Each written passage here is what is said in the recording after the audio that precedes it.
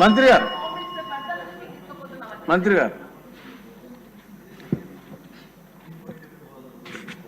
అధ్యక్ష ధన్యవాదాలు అధ్యక్ష. గౌరవ సభ్యులు మాట్లాడిన మాటల్లోని వాళ్ళ తాలూకా బాధ ఒకటేంటంటే సొసైటీ పట్ల వాళ్ళకున్న రెస్పాన్సిబిలిటీ ప్రజాప్రతినిధులుగా అన్నది చాలా క్లియర్గా కనబడుతుంది. యాక్చువల్గా మనం అధికారంలోకి రాకముందే ఈ విషయం చెప్పాలి అధ్యక్ష. ఒక 2 minutes నాకు ఒక టైం ఇవ్వండి, ఎందుకంటే చాలా crucial issue and important issue అధ్యక్ష ఇది. ఎందుకంటే లాస్ట్ టైం మన గౌరవ మంత్రివర్యులు లోకేష్ బాబు గారు యోగాలం చేసేటప్పుడు నేను చంద్రగిరి కాన్స్టిట్యున్సీకి వెళ్ళాను అధ్యక్ష. చంద్రగిరి కాన్స్టిట్యున్సీకి వెళ్ళేటప్పుడు సార్ దగ్గరకు వచ్చి ఒక తల్లి ఒక బిడ్డను తీసుకొచ్చి ఆ బిడ్డకు కూడా స్కార్ఫ్ కట్టుకుని వచ్చింది అధ్యక్ష.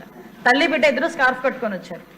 ఏంటి విషయం అంటే లోకేష్ బాబు గారితోనే మాట్లాడాలి అని చెప్పి పక్కకి వెళ్ళి మా అమ్మాయిని గంజాయికి అలవాటు చేసేశారు, మా అమ్మాయి గంజాయికి అలవాటు పడిపోయింది, నా బతుకేంటో అర్థం కావట్లేదు, ఏం జరుగుతుందో తెలియట్లేదు, నేను మా అమ్మాయి చనిపోవడం తప్పించి వేరే దారి లేదు అని చెప్పి ఆ రోజు ఆ తల్లి కూతుర్లు ఇద్దరు కూడా గౌరవ మంత్రివర్యుల దగ్గరికి వచ్చి బాధపడి ఏడిస్తే ఆ రోజు మంత్రివర్యులు ఒక మాట చెప్పడం అధ్యక్ష, మన గవర్నమెంట్లోకి వచ్చిన తర్వాత గంజాయి మీద దృష్టి పెట్టాలి అంటే ఆ రోజు నుంచే ఒక కార్యాచరణ రూపొందించుకొని యువగలం పాదయాత్రలో ఏదైతే ప్రజా సమస్యల మీద గుర్తించడానికి వెళ్ళిన నేపథ్యంలో అదే రకంగా ఈరోజు మనం అధికారంలోకి వచ్చిన వెంటనే గాంజాయి మీద ఉక్కుపాదం మోపాలి అన్న ఒక థియరిటికల్గా మనందరం కూడా వెళ్ళడం జరిగింది అధ్యక్ష.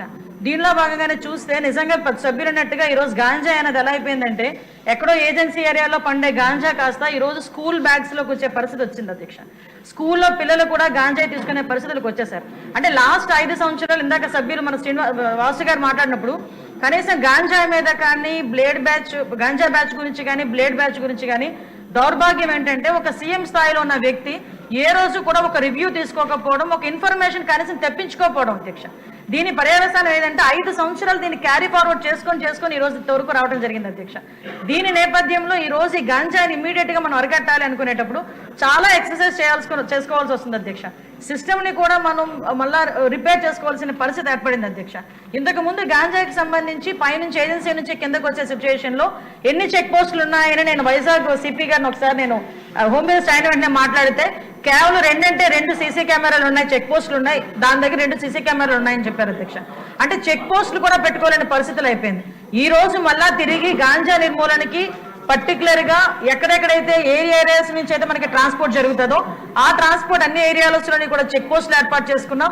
చెక్ పోస్టుల దగ్గర సీసీ కెమెరాస్ ఏర్పాటు చేసుకున్నాం అధ్యక్ష.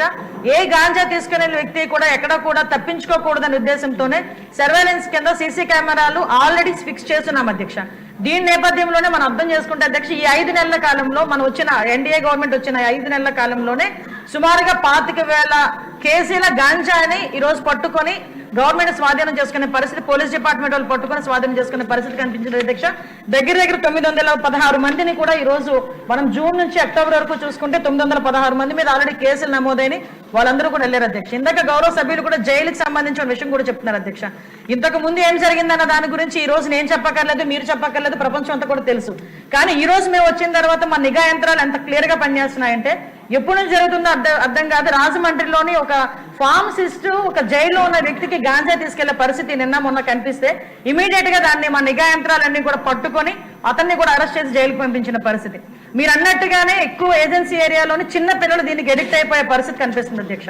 ఎడిక్ట్ అవ్వడమే కాదు అధ్యక్ష, వాళ్ళకున్న ఫైనాన్షియల్ ప్రాబ్లమ్స్ ని బేస్ చేసుకుని వాళ్ళని పావుల కింద వాడుకునే పరిస్థితి ఉంది.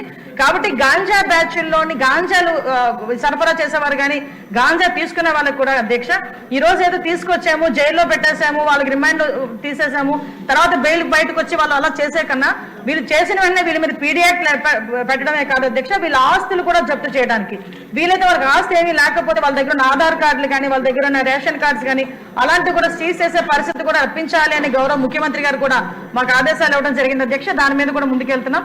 ఇంకా మీరు కడపలో ఉన్నట్టు మా దృష్టికి వచ్చింది కాబట్టి ఒకసారి మేము కూడా మాట్లాడతాం అధ్యక్ష. అదేవిధంగా డీఅడిక్షన్ సెంటర్స్ కూడా మాక్సిమం ఎక్కువ పెడుతున్నాం అధ్యక్ష. ఎక్కువ మంది డాక్టర్స్ అని కూడా ఈవెన్ సెంట్రల్ జైల్లోని కూడా డీఅడిక్షన్ సెంటర్లు పెట్టడానికి ఒక ప్రపోజల్ ఉంది అధ్యక్ష. ఇందాక గౌరవ సభ్యులు అందరూ కూడా చెప్పినట్టుగా ఎక్కడా కూడా గాంజాయికి ఎటువంటి విచ్చలవిడితనం అనేది లేకుండా చాలా సీరియస్ గా తీసుకున్నారు అధ్యక్ష. ఒక్క విషయం చెప్పి నేను ముగిస్తాను అధ్యక్ష. ఎందుకు చెప్తానంటే ఈ రోజు మేము చేయగలము అని మన గవర్నమెంట్ చేయగలము గాంజాని అరికట్టగలము అని చెప్పడానికి గల ప్రధానమైన కారణం ఏంటంటే గాంజాకి మేము వచ్చిన ఇమీడియట్ గా దానికి సెపరేట్ వింగ్ ఏర్పాటు చేశాం అధ్యక్ష. దగ్గర 469 మందిని స్టాఫ్ అలోకేట్ చేశాం అధ్యక్ష. అదేవిధంగా సుమారుగా దానికి స్పెషల్ గా ఫోర్స్ ఏర్పాటు చేసుకున్నాం, వాళ్ళకి స్పెషల్ గా బడ్జెట్ ఏర్పాటు చేశాం. ఎక్కడా కూడా మిగతా డిపార్ట్మెంట్ వాళ్ళతో కాకుండా వాళ్ళు సెపరేట్ గా వాళ్ళకు ఒక అధికారాలు ఇచ్చి సర్వాధికారాలు ఇచ్చి ఈరోజు గాంజాని అరికట్టే పరిస్థితిలో మనం తీసుకొచ్చాం. 5 సంవత్సరాలు ముఖ్యమంత్రిగా ఉన్న వ్యక్తి ఆ పులివెందుల ఎమ్మెల్యే ఈ రోజు అప్పటి వరకు ఎక్కడ కూడా ఒక రివ్యూ చేయకపోతే నాకు తెలిసి 5 నెలల కాలంలో దగ్గర 7 సార్లు గంజాయి విషయంలో రివ్యూ చేసిన ఘనత కూడా గౌరవ ముఖ్యమంత్రి గారికి మన దక్కింది అధ్యక్ష. కాబట్టి ఇంత కాన్ఫిడెంట్ గా మనం చెప్పగలుగుతున్నాం అధ్యక్ష. గాంజాని కానీ బ్లేడ్ బ్యాచ్ కానీ బ్లేడ్ బ్యాచ్ కూడా ఎక్కువగా రాజమండ్రి విజయవాడలోనే ఎక్కువగా ఉంటుంది అధ్యక్ష. దాన్ని కూడా అరికట్టడానికి ఈ రోజు పోలీస్ డిపార్ట్మెంట్ అంతా సన్నద్ధమైనారు అధ్యక్ష. Thank you.